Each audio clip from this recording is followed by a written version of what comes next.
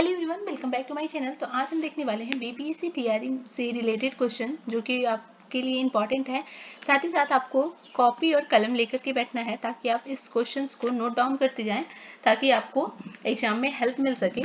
तो देखिए, first question जो हमारा है वो है निम्नलिखित युग्मों में से कौन सा सही सुमेलित है। तो यहाँ से पूछा जा रहा है आपके पास कि कौन सा सही सुमेलित है। ठीक है, यहाँ पे देखिए नोबेल पुरस्कार प्राप्त करता है, यहाँ पे पुरस्कार का क्षेत्र है। ठीक है, तो आपको बताना है। और ये देखिए 2022 का है, तो 2023 में भी हुआ था, तो इससे रिलेटेड भी हम सेशन लेकर आएंगे।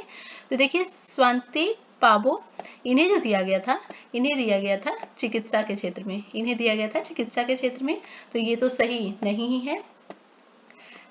बी में है एलन एस्पेक्ट, एलन एस्पेक्ट को दिया गया था भौतिकी के क्षेत्र में यानी फिजिक्स के क्षेत्र में। नेक्स्ट है मॉर्टेन मेल्डन, इन्हें जो दिया गया था वो दिया गया था रसायन विज्ञान के क्षेत्र में, तो ये भी सही नहीं है। अब लास्ट हमारे पास डी बचा है एनी एरनॉक्स, तो इन्हें जो दिया गया है वो साहित्य के क्षेत्र में दिया गया है, तो हमारा राइट आंसर हो जाएगा डी।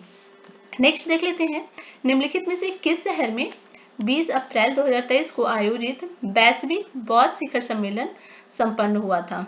तो इसका जो राइट आंसर हो जाएगा वो दिल्ली हो जाएगा। प्रधानमंत्री नरेंद्र मोदी ने बौद्ध शिखर सम्मेलन सत्र का उद्घाटन किया था। तो नेक्स्ट हम देख लेते हैं, नेक्स्ट है निम्नलिखित में से किस राष्ट्र द्वारा 2023 में भारतीय राष्ट्रपति को उस देश की यात्रा के दौरान सबसे उच्च नागरिक सम्मान the grand order of the chain of yellow star से सम्मानित किया गया है। तो ये किस कहाँ किया गया है आप बताइएगा।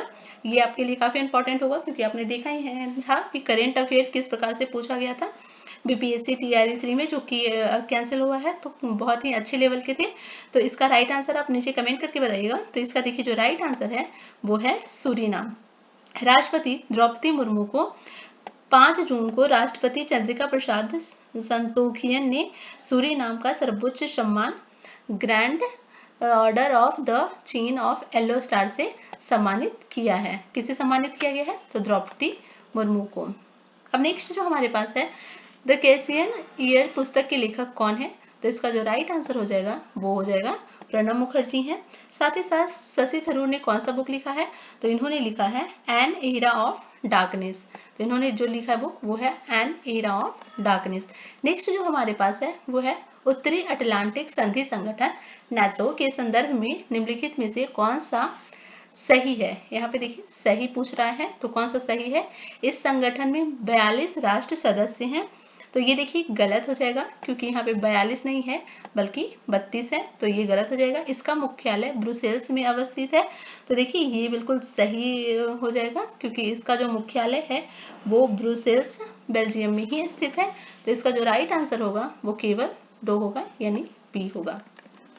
नेक्स्ट हम देख लेते हैं, नेक्स्ट जो है G20 के संदर्भ में निम्नलिखित कथनों में से कौन सा सही है। यहाँ पे देखिए आपसे पूछा गया है सही है, तो यहाँ पे पूछा गया है 1 दिसंबर 2022 को भारत ने ऑस्ट्रेलिया से इसकी अध्यक्षता प्राप्त की थी, तो क्या ये सही है? आपको बताना है क्या ये सही है। तो देखिए नहीं, ये सही नहीं है। ऑस्ट्रेलिया से नहीं प्राप्त की थी बल्कि कहाँ से प्राप्त की थी? इंडोनेशिया से प्राप्त की थी। तो ये सारी बातें आपको नोट डाउन भी करते जाना है।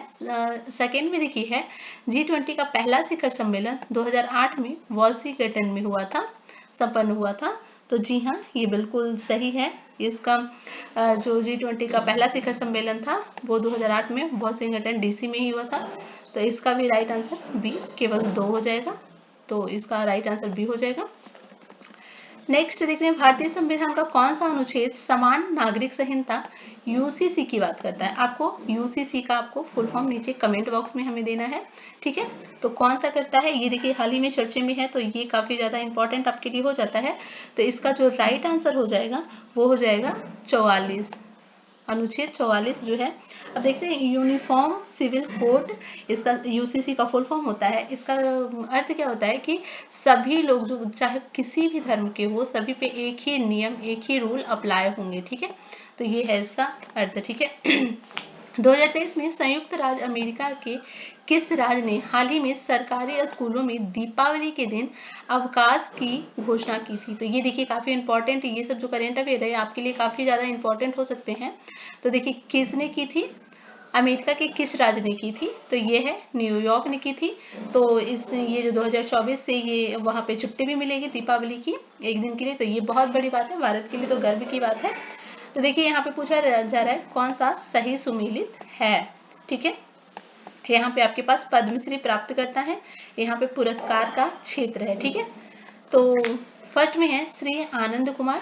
तो आनंद कुमार को जो मिला था वो शिक्षा के क्षेत्र में मिला था, तो ये तो बिल्कुल गलत है, विज्ञान के में नहीं मिला है इन्हें। सुपर 30 के संस्थापक आनंद कुमार है। श्री मूलचंद लोढ़ा। तो श्री मूलचंद लोढ़ा को सामाजिक कार्य समाज सेवा मिला है, साहित्य में नहीं मिला है। ठीक है, जानोम सिंह सोय, इन्हें जो मिला है वो साहित्य के क्षेत्र में मिला है, तो ये भी जो है वो सही नहीं है। तो लास्ट जो है श्री पी कल्याण सुंदरम, ये सही हो जाएगा, इन्हें सामाजिक कार्य में मिला है, तो हमारा राइट आंसर डी हो जाएगा। नेक्स्ट जो है निम्नलिखित में से किस राज्य में विश्व के सबसे बड़े रेलवे प्लेटफॉर्म का उद्घाटन किया गया है? तो इसका जो राइट आंसर हो जाएगा वो हो जाएगा ए कर्नाटक। कर्नाटक में हुबली में किया गया है सबसे बड़े रेलवे प्लेटफॉर्म का उद्घाटन।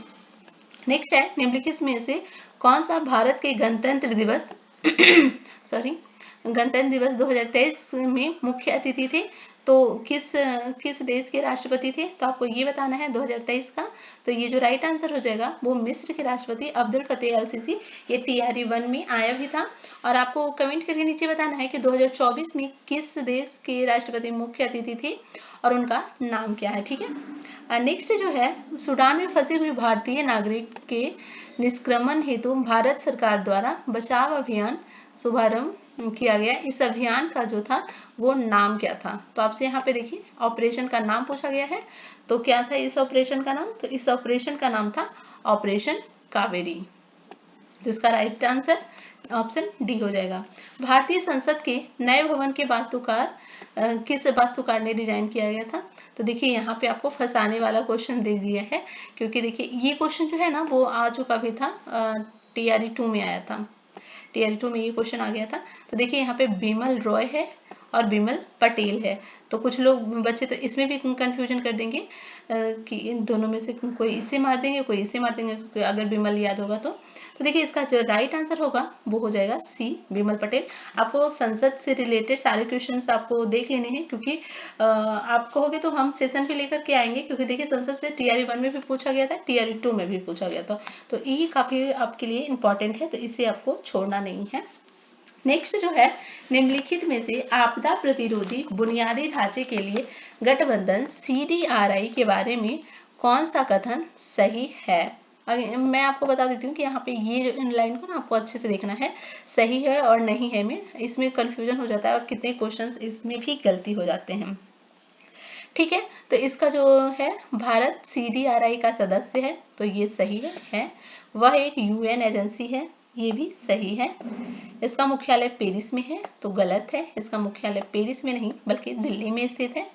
इसकी शुरुआत G20 समिट 2023 में हुई थी, तो ये भी गलत है। इसकी शुरुआत हुई थी 2019 में, तो ये भी गलत हो जाएगी। तो हमारा जो राइट आंसर हो जाएगा फर्स्ट और सेकंड हो जाएगा, तो ये हमारा है ऑप्शन बी। नेक्स्ट है कृषि सूखा को परिभाषित किया जा सकता है। तो देखिए इसमें कहा गया समयावधि एवं स्थान के दृष्टिकोण से वर्षा का विषम वितरण को कहा जा सकता है कृषि सूखा, या फिर मृदा आर्द्रता 30% से या अधिक वर्षा। तो देखिए इसमें जल संग्रहण भंडारण में जलापूर्ति में अत्यधिक कमी होना, जिससे सामान्य वर्षा पूरा नहीं किया, तो इसमें देखिए राइट आंसर यहाँ पे कोई भी नहीं लग रहा है, तो इसे हम स्किप कर देते हैं। ठीक है, नेक्स्ट है निम्नलिखित में से किस शहर में भारतीय राष्ट्रीय महासागर सूचना सेवा केंद्र स्थित है? तो आपको राइट आंसर बताना है, तो इसका जो राइट आंसर हो जाएगा वो डी हैदराबाद। ये झारखंड JSC का मतलब क्वेश्चन है, तो ये आपके लिए काफी इंपॉर्टेंट होने वाला है। देखिए यहाँ पे ये क्वेश्चन दिख नहीं रहा है, तो इसका हम नीचे डाल देंगे आपको। नेक्स्ट देखिए लकड़ावाला समिति 1993 संबंधित है, तो किससे संबंधित है? लकड़ावाला समिति जो है वो किससे संबंधित है? तो ये हो जाएगा बी गरीबी आकलन से संबंधित है। नेक्स्ट है संयुक्त राष्ट्र महासभा द्वारा अपनाई गई मानव अधिकारों की सार्वभौमिक घोषणा में निम्नलिखित में से कौन सा शामिल नहीं है? तो यहाँ पे आपको पूछ रहा है कौन सा शामिल नहीं है, तो समान स्वतंत्रता एवं समानता शामिल है, जीवन का अधिकार शामिल है, उपयुक्त जीवन यापन स्तर की स्वतंत्रता शामिल है, यहाँ पे सार्वभौमिक आधारभूत आय का अधिकार, ये है जो शामिल नहीं है। तो इसका राइट आंसर डी हो जाएगा।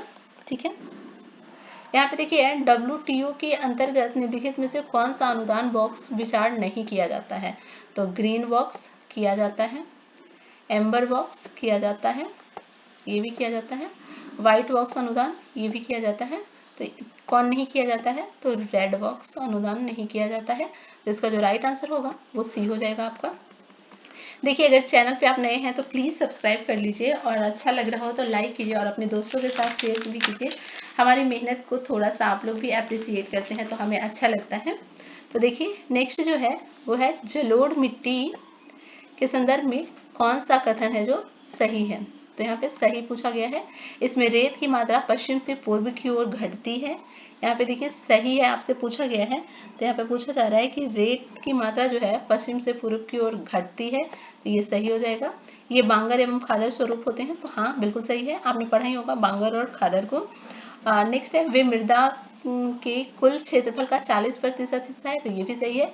इस मिट्टी में पोटास की मात्रा अधिक और फास्फोरस की मात्रा कम होती है, तो ये बिल्कुल गलत है क्योंकि पोटास की मात्रा जो है वो कम होती है और फास्फोरस की मात्रा जो है वो ज़्यादा होती है। तो यहाँ उल्टा दिया गया है, तो इसका राइट आंसर 4 हो जाएगा। अच्छा, यहाँ नीचे भी तो चुनना है हमें, क्या हमसे पूछा गया है?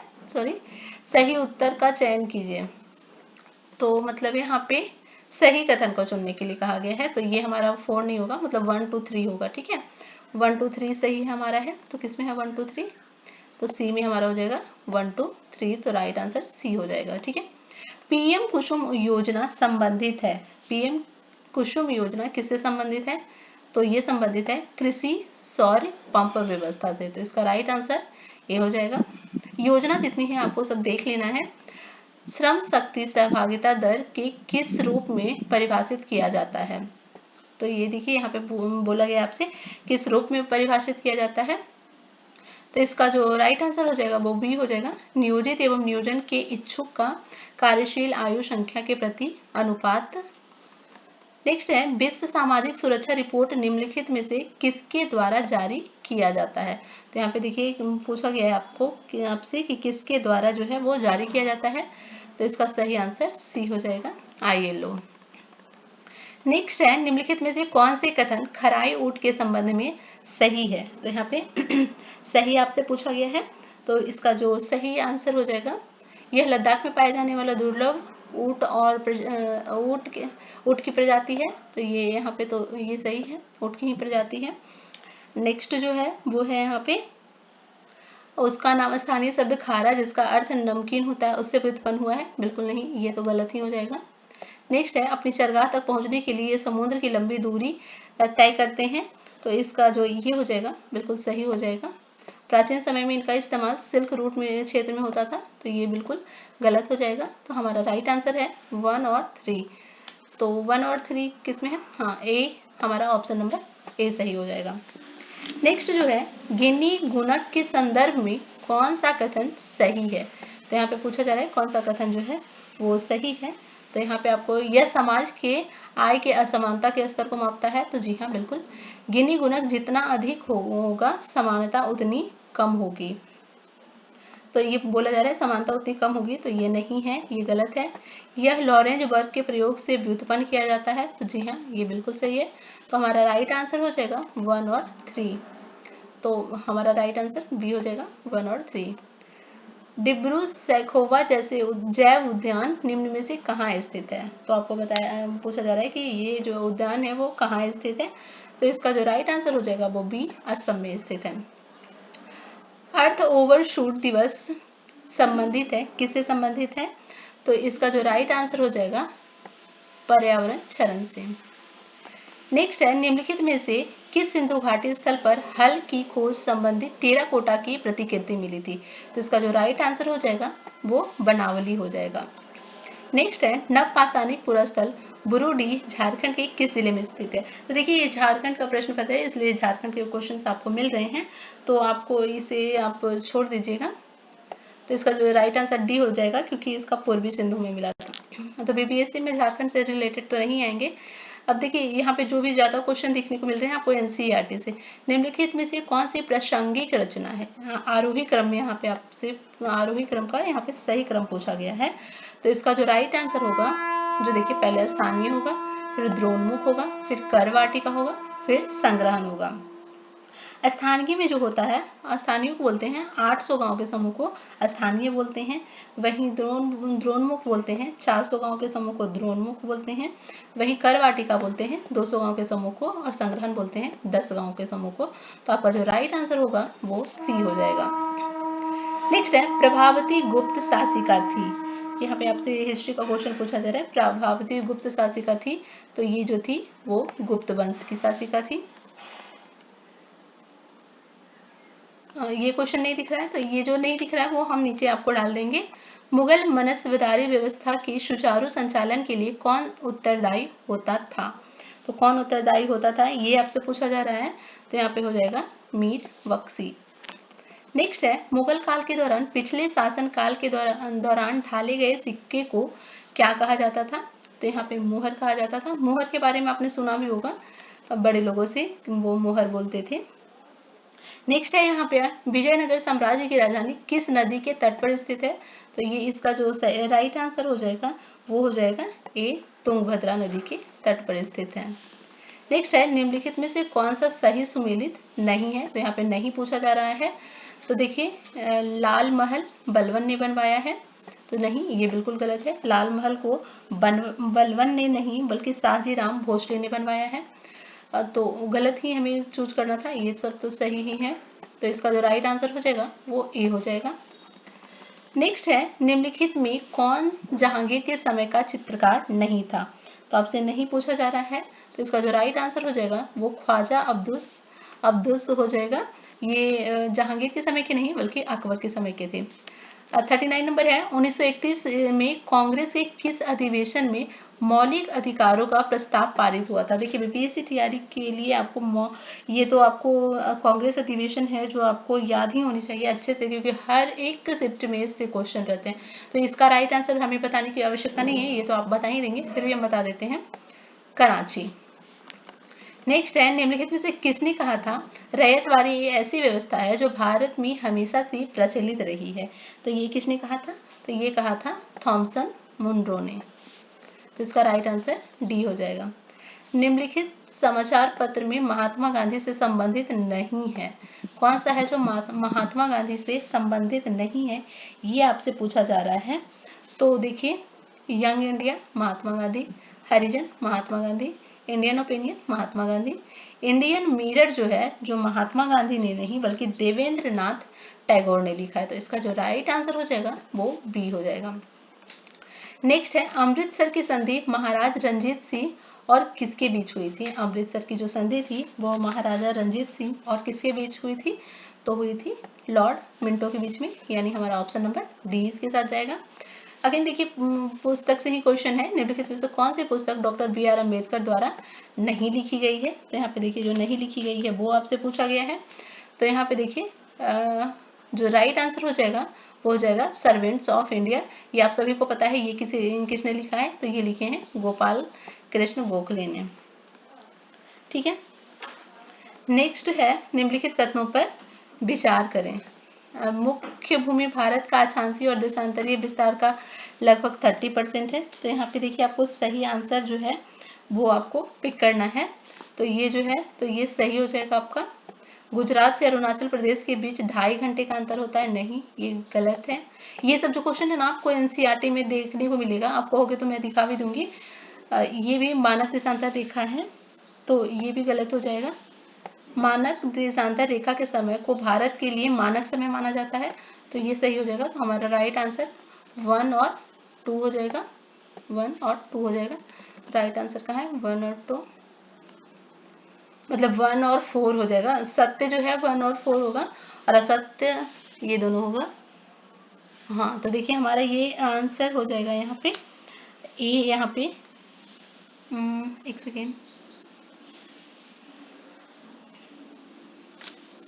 एक सेकेंड, थोड़ा हम देख लेते हैं। इस क्वेश्चन में इस क्वेश्चन को थोड़ा छोड़ देते हैं, आप लोग थोड़ा देख लीजिएगा, ठीक है। इसका आंसर हम नीचे आपको बता देंगे।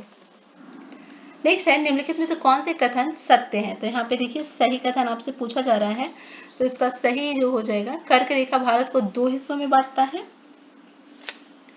एक सेकेंड, हम थोड़ा ऊपर चलते हैं और इसका जो राइट आंसर होगा, ये 4 जो है ना ये गलत है और ये 3 जो है वो सही है, ठीक है।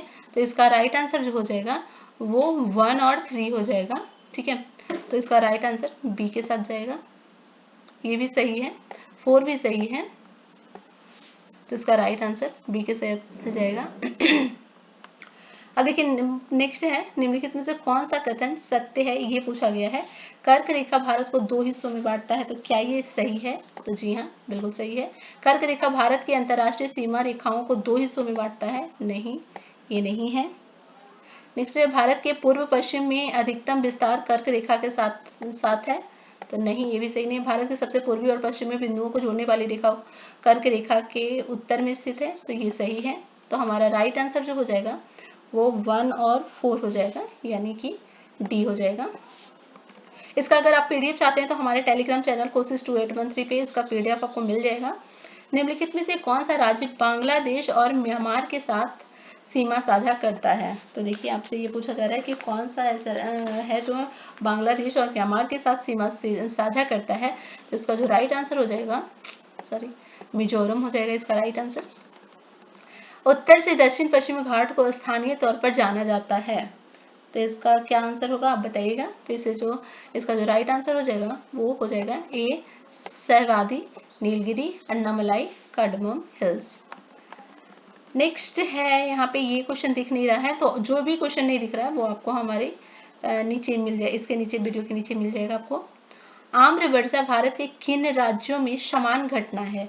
किन राज्यों में आम्र वर्षा? तो इससे रिलेटेड भी देखिए आपका एनसीईआरटी में गिवन है, तो ये देखिए डायरेक्ट एनसीईआरटी से क्वेश्चन है, तो इसका राइट आंसर हो जाएगा केरल एवं कर्नाटक, ठीक है। नेक्स्ट है हमारा, कौन सा कथन सही है? सो पूछा जा रहा है, यहाँ पे सही कथन को पूछा जा रहा है। भारत के पश्चिम और मध्य भागों में गर्म और शुष्क जलवायु भागों में बाजरा रोपा जाता है, तो जी हाँ, बिल्कुल रोपा जाता है। यह एक कठोर फसल है जो बार बार के शुष्क दौर से निपट सकता है। बोला जा रहा है कि ये क्या एक शुष्क फसल है जो बार बार, तो जी हाँ। बरानी फसल होने के कारण राजस्थान में इसकी उत्पादकता कम है, तो नहीं, राजस्थान इसके उत्पादक में अग्रणी है, तो ये भी नहीं हो जाएगा। तो राइट आंसर जो हो जाएगा वो ए हो जाएगा, 1 और 2। नेक्स्ट जो हमारा क्वेश्चन है, भारत में शुष्क भूमि की खेती उन प्रदेशों तक सीमित है जहां वार्षिक वर्षा, तो वर्षा से रिलेटेड भी क्वेश्चंस आते हैं, तो आप देख लीजिएगा। यहाँ पे देखिए हमारा पहला ऑप्शन में ही मिल जा रहा है, 25 सेंटीमीटर से कम होगा तो उसे शुष्क भूमि की खेती कहेंगे, ठीक है।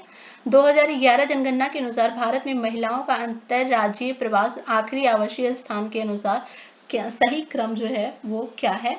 तो इसका जो राइट आंसर होगा वो गांव से गांव, गांव से शहर, शहर से गांव, शहर से शहर, तो इसका राइट आंसर सी हो जाएगा।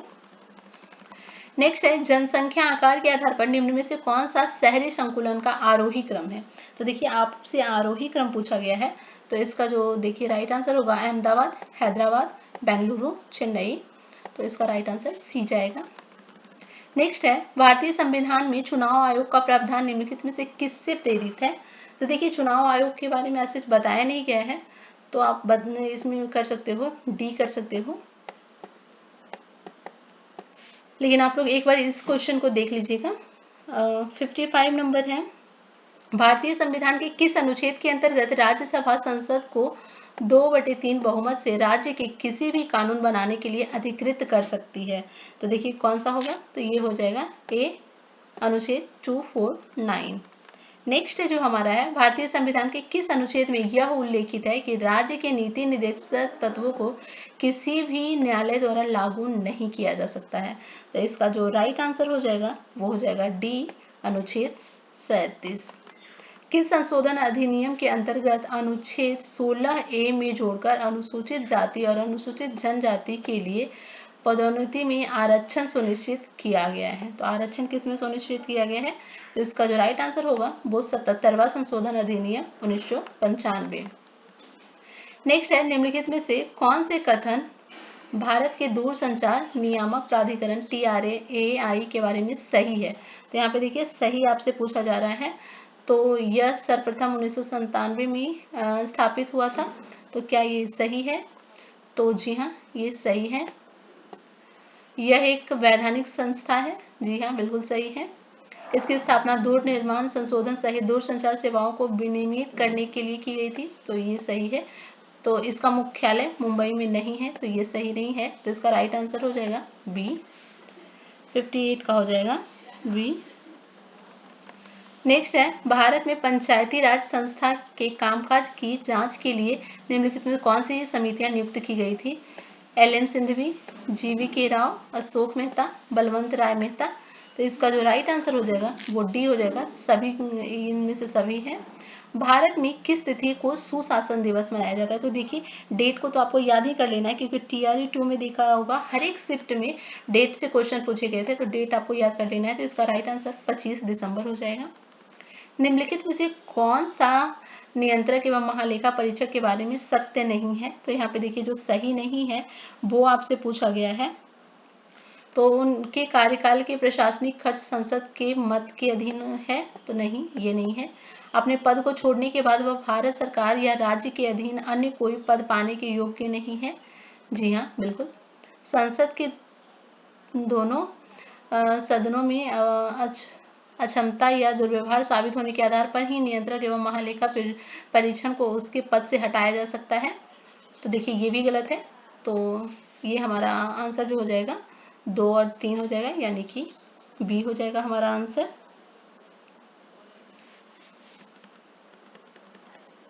नहीं, इसमें पूछ रहा है कि कौन सा सत्य नहीं है। नहीं है पूछ रहा है, तो ये हमारा आंसर जो हो जाएगा वो फर्स्ट नंबर वाला हो जाएगा। केवल 1 है, क्योंकि सेकेंड और थर्ड तो है ही है। तो इसका राइट आंसर ये हो जाएगा। नेक्स्ट है 62, अनुच्छेद 19 का 2 के अंतर्गत भाषण और अभिव्यक्ति की स्वतंत्रता के प्रयोग पर तर्क संगत प्रतिबंध निम्नलिखित किस परिस्थिति में उचित ठहराया जा सकता है? तो आपको पता है 19B में कहा गया है कि आपको विचार अभिव्यक्ति की स्वतंत्रता है। तो इसमें किस में उचित ठहराया जा सकता है? राज्य की सुरक्षा, मानहानि, राजद्रोह, सार्वजनिक व्यवस्था। तो इसमें से हो जाएगा डी, उपर्युक्त सभी, क्योंकि इनमें सभी में ठहराया जा सकता है। साथ ही साथ आप नीचे कमेंट करके बताइएगा कि 19A में क्या कहा गया है। किस समिति की रिपोर्ट ने भारत के अनुसूचित क्षेत्रों में रहने वाले लोगों के लिए आदिवासी स्वशासन सुनिश्चित करने के संदर्भ में पंचायत अनुसूचित अधिनियम PESA 1996 के लिए मार्ग प्रशस्त किया गया है? तो इसका जो राइट आंसर हो जाएगा वो सी, भूरिया समिति। नेक्स्ट है, द्वितीय पंचवर्षीय योजना में किस क्षेत्र के विकास पर सर्वाधिक बल दिया गया था? तो किस में सर्वाधिक बल दिया गया था? तो ये है औद्योगिक क्षेत्र में सर्वाधिक बल दिया गया था। शहरी क्षेत्र में गरीबी के आकलन का आधार किस सूचकांक को माना जाता है? तो ये जो इसका राइट आंसर हो जाएगा वो हो जाएगा औद्योगिक श्रमिकों का उपभोक्ता मूल्य सूचकांक, यानी कि डी हो जाएगा। भारत निम्न में से किस फसल का सबसे बड़ा उत्पादक, साथ ही साथ सबसे बड़ा उपभोक्ता, साथ ही साथ सबसे बड़ा आयातक है? तो देखिए यहाँ पे तीनों चीज कहा जा रहा है, उत्पादक, उपभोक्ता, आयातक। तो इसका जो राइट आंसर हो जाएगा वो हो जाएगा सी, दलहन हो जाएगा। अगर आप नए हैं तो प्लीज चैनल को सब्सक्राइब कीजिए और लाइक भी कीजिए, ठीक है। निम्नलिखित में से कौन सा नगद फसल नहीं है? नगद फसल किसे कहते हैं? जिससे कि मतलब तुरंत आपको जिसे बेचेंगे और पैसे मिलेंगे, उसे नकदी फसल बोलते हैं। तो यहाँ पे देखिए ए, जूट, ज्वार, गन्ना, मूंगफली। तो देखिए मूंगफली भी नकदी फसल है, गन्ना भी नकदी फसल है, जूट भी नकदी फसल है, और यहाँ पे ज्वार जो है वो नकदी फसल नहीं है। नेक्स्ट है, सतत विकास के निर्धारण हेतु तो किन सूचकांकों को आधार बनाया जा सकता है? तो यहाँ पे देखिए जो बोला जा रहा है पारिस्थितिकी, सामाजिक और सांस्कृतिक, आर्थिक, या फिर सभी। तो यहाँ पे देखिए सभी हो जाएगा। नेक्स्ट है, जोहान्सबर्ग में सतत विकास सम्मेलन किस वर्ष आयोजित हुआ था? तो यहाँ पे पूछा जा रहा है कि किस वर्ष आयोजित हुआ था। तो इसका जो राइट आंसर है वो 2002 हो जाएगा। सतत विकास क्या है, यहाँ पे पूछा जा रहा है कि सतत विकास क्या है। तो सतत विकास आर्थिक विकास है, पर्यावरणिक विकास है, सामाजिक विकास है। तो ये तीनों ही है, तो इसलिए हमारा आंसर हो जाएगा डी, उपर्युक्त में से सभी। सतत विकास शब्द कब अस्तित्व में आया था, ये आपसे पूछा गया है। तो इसका जो राइट आंसर है वो 1980 यानी कि ए हो जाएगा। भारत में आर्थिक सुधार की प्रक्रिया कब शुरू की गई थी, तो ये जो शुरू की गई थी वो 1991 में शुरू की गई थी। यहाँ पे देखिए आपके पास दिया गया है, इसमें सही उत्तर चुनने के लिए कहा गया है। कौन सा सही है वो आपसे चुनने को कहा गया है। तो यहाँ पे आप देख सकते हैं, तो यहाँ पे क्या होगा, मूल्य विभेद का है, ये जो जाएगा भूमि एकाधिकार से जाएगा। और फिर भूमि सुधार जो जाएगा वो भूमि चकबंदी से जाएगा। नेक्स्ट जो है सी, गरीबी का दुष्चक्र, ये जो जाएगा रैगनर नर्गिस से। IVRD, ये जो लास्ट अब बचा है ये जाएगा ब्रेटन वुड्स से। तो ये सब किस में मिल रहा है, तो ये मिल रहा है हमारे ऑप्शन नंबर ए में, ठीक है। नेक्स्ट जो हमारा क्वेश्चन है, आप देखिए आपके पास साइंस के क्वेश्चंस आ गए हैं, तो आप लोग को आंसर भी देते जाना है, ऐसा नहीं कि सिर्फ सुनते जाना है। ध्वनि तरंगों के दो क्रमवार संपीड़नों के बीच की दूरी को क्या कहते हैं, तो बीच की दूरी को क्या कहते हैं, ये आपसे पूछा गया है। तो इसका जो राइट आंसर हो जाएगा वो तरंग दैर्ध्य हो जाएगा। निम्नलिखित में से प्रतिध्वनि का कारण क्या होता है, यानी कि इको का कारण क्या होता है। जैसे आप पहाड़ पे बोलते हो तो इको होता है, कहीं किस खाली कमरे में आप बोलते हो तो इको होता है, मतलब आवाज का गूंजना, ठीक है। ध्वनि का अवशोषण, परागमन, परावर्तन, अपवर्तन। तो इसका जो राइट आंसर हो जाएगा वो सी, परावर्तन हो जाएगा।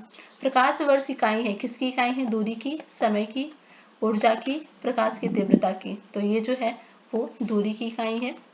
निम्नलिखित में से कौन सा निर्वात में गमन नहीं कर सकता है, मतलब कि जो जहाँ हवा नहीं है वहाँ वो नहीं रह सकता है, कौन सा है, प्रकाश बिल्कुल है, ऊष्मा रह सकता है, ध्वनि साउंड जो है वो नहीं रह सकता है। तो ये जो इसका राइट आंसर हो जाएगा वो सी हो जाएगा, ठीक है।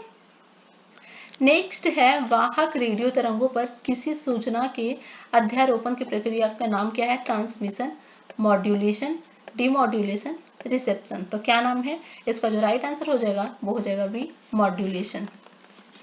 निम्नलिखित में से किस जीव से अंगोरा ऊन प्राप्त की जाती है, तो देखिए आपको बताना है, ये आप सभी ने पढ़ा होगा, ये 1 to 5 में ही है। सीटेट के लिए जो पीआरटी के लिए जो तैयारी करते हैं उन सभी को तो ये पता ही होगा कि इसी टाइप के क्वेश्चन सीटेट में आते हैं। भेड़ से, बकरी से, खरगोश से, लोमड़ी से। तो इसका जो राइट आंसर हो जाएगा वो सी, खरगोश से हो जाएगा। अब देखिए यहाँ पे कंप्यूटर का क्वेश्चन आ चुका है। रैम के बारे में निम्नलिखित में कौन सा सही नहीं है, सो पूछा जा रहा है। रैम एक अस्थायी भंडारण क्षेत्र है, तो ये तो सही ही है। रैम एक हार्ड डिस्क स्टोरेज की तरह है, तो देखिए इसमें कुछ लोचा लग रहा है क्योंकि ये तो अभी सही हो गया है, लेकिन अगर रैम एक वाष्पशील मेमोरी है तो जी हाँ ये बिल्कुल है। इधर आप देख सकते हैं इंग्लिश में भी, रैम में भंडारित सूचनाएं कंप्यूटर की ऑफ होने पर उड़ जाती है, ये भी सही है। तो अगर इसमें आपको निकालना है तो आप बी को ही निकालेंगे, कौन सा सही नहीं है तो आप बी को यहाँ पे लगा दीजिएगा। नेक्स्ट जो है किसी की शिकायतों को व्यक्त करने के लिए वेबसाइटों का प्रयोग कहलाता है। किसी की शिकायत व्यक्त करने के लिए वेबसाइट का प्रयोग क्या कहलाता है, तो साइबर वेटिंग कहलाता है, यानी कि हमारा ऑप्शन नंबर डी जाएगा। सेंट्रल प्रोसेसिंग यूनिट यानी कि सीपीयू का कौन सा अंग गणना करता है तथा परिणाम देता है, तो कौन सा है, तो यह है अर्थमेटिक लॉजिकल यूनिट यानी कि डी। नेक्स्ट है ICAR दिवस कब मनाया जाता है। आपसे पहले भी बताया गया है कि आपको जितने भी इम्पोर्टेंट डेज है वो आपको याद कर लेने हैं क्योंकि वो आपसे पूछे जाते हैं। तो देखिए यहाँ पे हो जाएगा 16 जुलाई को। चावल का वैश्विक जीन बैंक स्थित है, तो ये इसका राइट आंसर क्या हो जाएगा, इसका राइट आंसर हो जाएगा फिलीपींस में। कहाँ है, फिलीपींस में। अच्छा एक क्वेश्चन मैं जो पहले करा चुकी हूँ वो आपसे पूछ रही हूँ कि किस इंडिया से बाहर किस देश में ये कहा गया है कि दीपावली के दिन छुट्टी होगा, तो आपको नीचे कमेंट करना है, ठीक है। ऐसा नहीं कि आपने एक बार सुना और फिर भूल गए। नेक्स्ट जो हमारा है वो है गन्ना है, क्या है, कम दीप्ति काल का पौधा, हाँ तो हमें पहले में ही मिल गया, तो हमारा आंसर ए हो जाएगा। मक्के के भ्रूणकोश में कितने गुणसूत्र पाए जाते हैं? तो कितने गुणसूत्र पाए जाते हैं? तो इसका राइट आंसर बी हो जाएगा 30। आपको साथ ही साथ कमेंट करना है कि ह्यूमन में कितने गुणसूत्र पाए जाते हैं, ठीक है। व्यावसायिक खाने योग्य गेहूं में निम्न में से कौन सा जीनोमिक स्थिति पाई जाती है?